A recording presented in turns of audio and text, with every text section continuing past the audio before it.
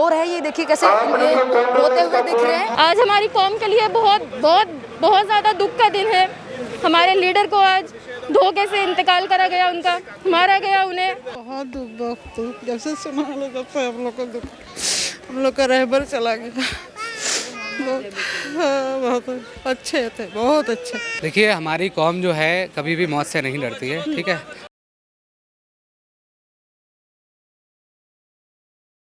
नमस्कार, मैं निशा पाल आप सभी का स्वागत करती हूँ ओ न्यूज़ में। इस वक्त मैं मौजूद हूँ जंतर मंतर पे। अभी थोड़ी देर पहले यहाँ पे काफ़ी भीड़ थी, इतनी भीड़ थी कि एक पैर रखने तक की जगह नहीं थी।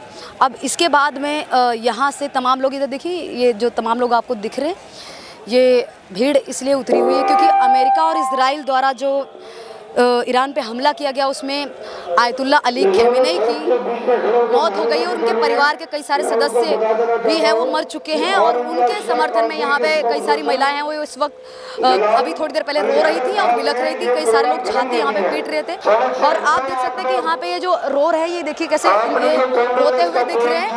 और अभी थोड़ी देर पहले अब हमने आपको दिखाई थी यहाँ की जो चीज़ें, इसके बारे में भी अब बात करेंगे कि थोड़ी देर पहले की तस्वीरें क्या थी। इधर आ जाइए थोड़ा बाहर देखिए, ये बाहर जो प्रोटेस्ट है अभी भी ये देखिए चल रहा है, ये प्रदर्शन चल रहा है, ये प्रोटेस्ट चल रहा है। ये पुलिस ने मना कर दिया है, पुलिस के मना करने के बाद भी ये प्रोटेस्ट चल रहा है। शासन प्रशासन, आप सुन रहे होंगे थोड़ा बहुत, अगर आपको सुनाई दे रहा होगा तो पुलिस ने और प्रशासन ने ये कह दिया है कि ये प्रोटेस्ट की जो समय सीमा है वो समाप्त हो चुकी है।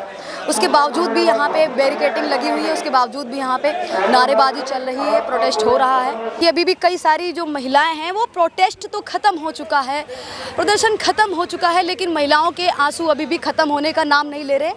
बहुत सारी जो कई जो बच्चियां हैं वो भी नज़र आ रही हैं, आप देख सकते हैं छोटी छोटी बच्चियां हैं। और अभी हम इनसे बात कर रहे थे। मैम आप कहाँ से हैं वैसे? हम लोग यहाँ प्रताप बाग से। ये जो अब आपके आँख से आंसू निकल रहे हैं, आंसू थमने का नाम नहीं ले रहे हैं, ये किस लिए, मतलब क्या कैसा रिश्ता था, मतलब कैसा आप महसूस करती थी उनके साथ में? हमारे लीडर आयतुल्ला खमेनी साहब, जिनको रात में आज धोखे से मार दिया गया, जिनका आज इंतकाल हो गया। 1400 साल पहले जो एक चीज़ हुई, करबला का वाक़या, इमाम हुसैन अकेले थे लेकिन बैत नहीं करी।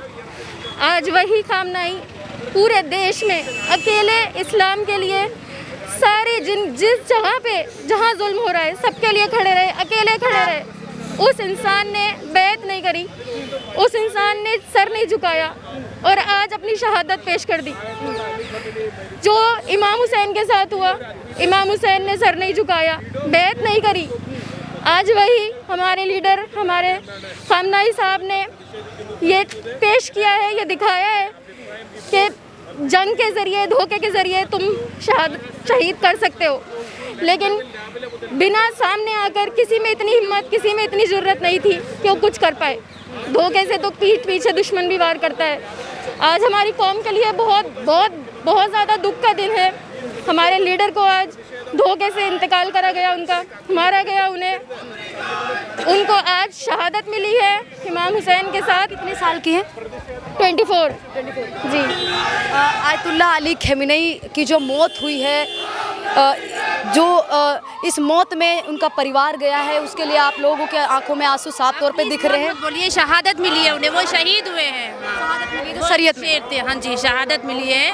वो हमारे रहबर अभी जिंदा थे, जिंदा है और ताओ क़यामत तक जिंदा रहेंगे। अच्छा, आप मजहब के तौर पे उनके साथ खड़े हो? जी, मज़हब के तौर पे, इंसानियत के तौर पे भी उनकी सीन में गाज़ा में इतना जुल्म हुआ, सिर्फ एक उस वाहिद इंसान ने, पूरे मुल्क में वाहिद इंसान ने अपनी आवाज़ उठाई जुल्म के खिलाफ। फ़लस्तीन में बच्चे जिनको मारा गया, गाज़ा में जिन बच्चों को मारा गया, सिर्फ एक वाहिद इंसान था जो पूरे दुनिया में खड़ा रहा अकेले जुल्म के खिलाफ। लेकिन वो अकेले भी क्या करे, जिन्होंने सबने, सारी कंट्रीज़ ने अपने घुटने टेक दिए, अपने इजराइल के आगे, अमेरिका के आगे, और झुक गए।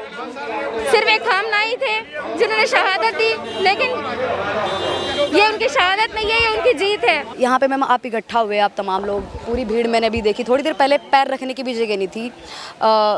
जो भी कुछ ईरान में हुआ सभी के सामने तस्वीरें आई और आयतुल्ला अली खमेनी की जो मौत हो गई, उनके परिवार के कई सारे सदस्य लोग हैं वो चले गए हैं। उसके बावजूद कई सारी जो महिलाएं वहाँ पे खुश हैं और आप लोग दुखी हैं, वजह क्या है?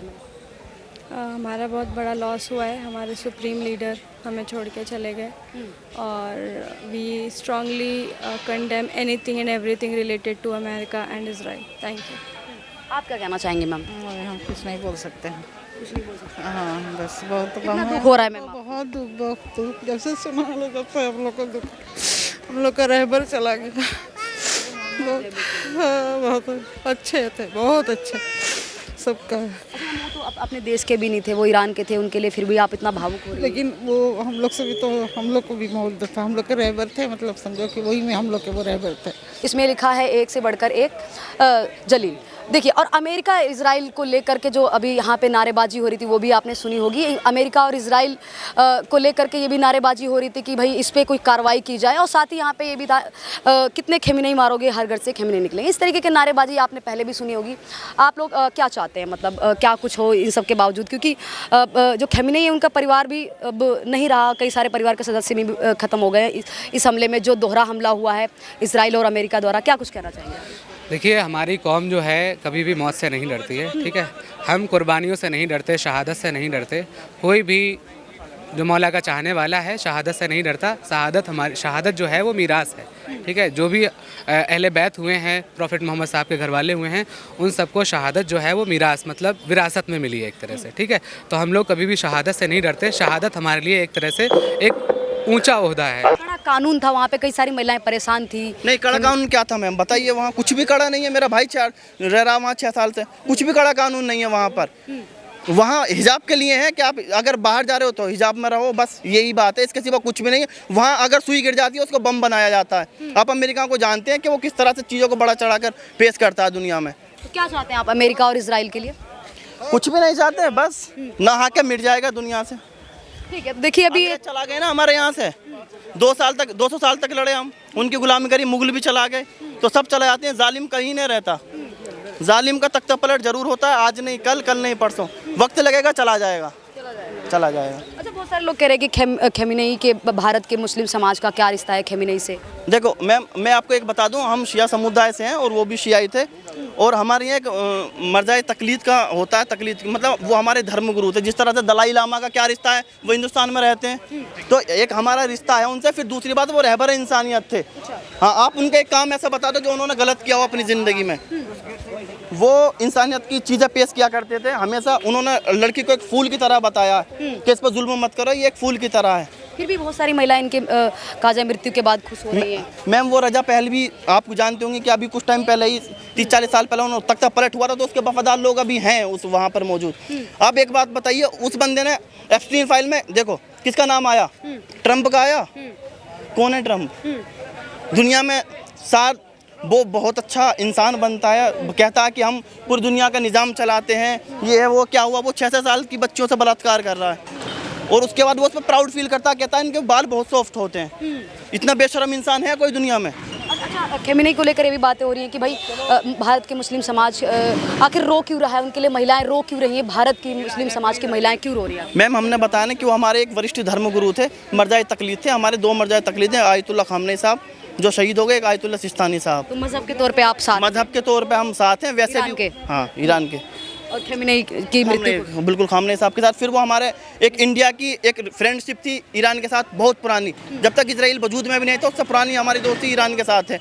आप 1971 की बात है कि एक बार ऐसा हुआ था, जो मुस्लिम ऑर्गेनाइजेशन है उसने उसके पाकिस्तान के कहने पर यूएनओ में एक प्रस्ताव लाया था। तब हमारे विदेश मंत्री यहाँ से गए थे, वो बीमार थे, हम हॉस्पिटल में भर्ती थे, यहाँ से गए, उन्होंने ईरान बात की, ईरान ने उसको खारिज करा दिया। ईरान ने उसमें हमेशा से, आप किसी भी मुद्दे पर देखोगे, ईरान ने हमेशा भारत का साथ दिया है। ठीक है, देखिए और भी लोगों से बात करते हैं, इन्होंने अपनी बात रखी। अब महिलाओं से मैं लगातार बात करने की कोशिश कर रही हूँ, लेकिन अभी आप देख सकते हैं कि जो जंतर मंतर पे है वो टाइमिंग ख़त्म हो चुकी थी, क्योंकि बता रहे कि 4:30 बजे की टाइमिंग थी। और अब उसके बाद में ये जो जंतर मंतर के बाहर का रोड है, आप यहाँ का नज़ारा देख सकते हैं। यहाँ पे जो कि बहुत सारी जो महिलाएं भी आप देख सकते हैं, और बहुत सारे लोग भी आए हुए हैं जो यहाँ पे लगातार ईरान के समर्थन में उतरे हुए हैं, और अमेरिका इजराइल के विरुद्ध में नारेबाजी चल रही है। अब बहुत सारी महिलाओं से हमने पहले भी बात की थी, बहुत सारी महिलाएँ हैं वो इस समय दुखी हैं। अब ये कह रही हैं कि इनका बहुत पुराना नाता है ईरान से, और कहा जाए बहुत पुराना नाता है खेमिनेई से। कई सारे लोग उनको धर्म गुरु के तौर पे भी मानते हैं। आप लोग मैम कहाँ से हैं? सुंदर नगरी से। क्या कहना चाहेंगे मैम, आप लोग इतना रो रही हैं, आखिर वजह क्या है? मेरे रहबर थे वो, हम लोग के दिन के रहबर थे वो, उन्हीं के उससे हम लोग चलते थे। ये जो इसराइल लेकर बहुत बुरा करा है। इजराइल क्या करना चाहिए इजराइल अमेरिका के साथ? उनके साथ भी यही होना चाहिए। हाँ, उनके साथ भी यही होना चाहिए। यही जो उन्होंने जी